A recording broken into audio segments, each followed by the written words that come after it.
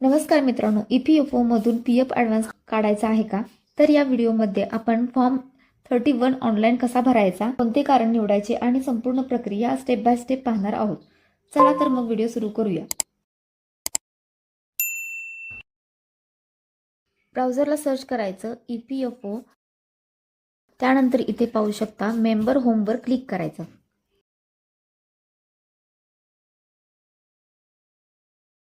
इथे ओके वर क्लिक करायचं.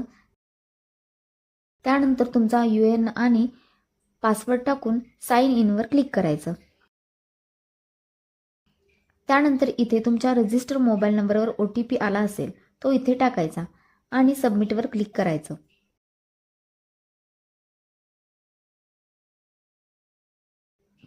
त्यानंतर मेंबर प्रोफाईल पाहू शकता.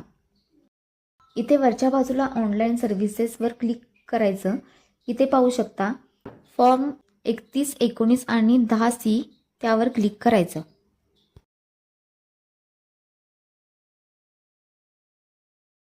आता आपल्यासमोर मेंबर डिटेल्स आणि KYC डिटेल्स दिसत आहे. येथे आपले नाव, जन्मतारीख आणि मोबाईल नंबर तपासून घ्या. त्यानंतर आधार आणि पॅनची माहिती तपासा. तसेच खाली आपला बँक अकाउंट नंबर आणि IFSC कोड योग्य आहे का ते व्हेरीफाय करून घ्या. येथे चेक या ऑप्शनवर क्लिक करून आपले बँक अकाउंट व्हेरीफाय करता येते.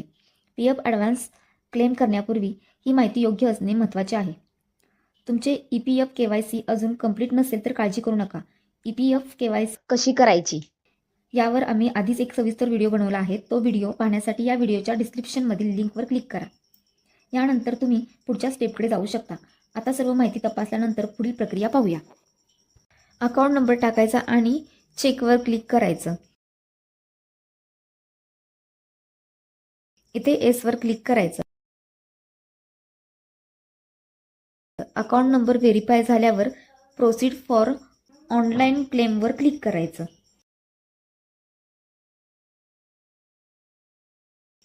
त्यानंतर क्लेम ऑप्शन सिलेक्ट करायचा आहे.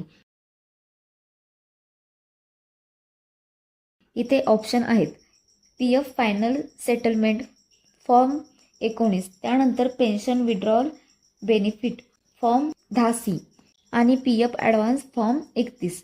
तर आपल्याला ॲडव्हान्स फॉर्म भरायचा आहे, तर आपण फॉर्म 31 सिलेक्ट करूयात.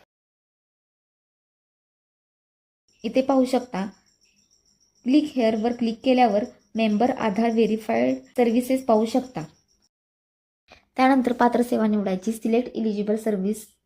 सिलेक्ट सर्व्हिसवर क्लिक करायचं. इथे पाहू शकता प्रायमरी मेंबर ID आणि non primary member ID. Primary member ID म्हणजे तुमचा मुख्य सध्याचा PF मेंबर ID जो त्या UN अंतर्गत मुख्य म्हणून जोडलेला असतो. नॉन प्रायमरी मेंबर ID म्हणजे त्याच UNला जोडलेले इतर किंवा जुने PF मेंबर IDs. उदाहरणार्थ तुम्ही नोकरी बदलल्यानंतर तयार झालेले जुने मेंबर IDs. इथे सर्व्हिस सिलेक्ट करायची. आता सर्वात महत्त्वाचा पर्याय म्हणजे purpose for which advance is required, म्हणजेच तुम्हाला PF ॲडव्हान्स कोणत्या कारणासाठी काढायचा आहे ते येथे निवडायचे आहे. येथे illness, marriage, education, housing related needs आणि स्पेशल सर्कमस्टॅन्सेस, म्हणजेच येथे आजारपण, लग्न, शिक्षण, घराशी संबंधित गरजा आणि विशेष परिस्थिती असे वेगवेगळे पर्याय उपलब्ध आहेत. तुमच्या गरजेनुसार योग्य कारण निवडा. आता इथे पाहू शकता इलिजिबल क्लेम अमाऊंट आहे. तुम्हाला हवी असेल तेवढी रक्कम तुम्ही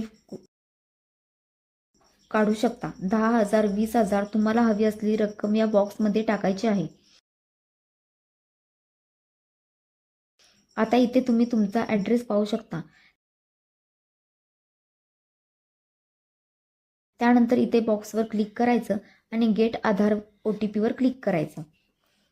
क्लिक केल्यावर तुमच्या आधार रजिस्टर मोबाईल नंबरवर OTP आला असेल तो इथे टाकायचा आणि व्हॅलिडेट OTP अँड सबमिट क्लेमवर क्लिक करायचं. यानंतर OTP सबमिट केल्यानंतर तुमचा PF ॲडव्हान्स क्लेम सबमिट करण्याची प्रक्रिया पूर्ण होईल. तुमचा क्लेम सबमिट झाल्यानंतर तुमच्या मोबाईल नंबरवर SMS द्वारे त्याची माहिती प्राप्त होऊ शकते. त्यानंतर स्क्रीनवर पुढील माहिती दिसेल.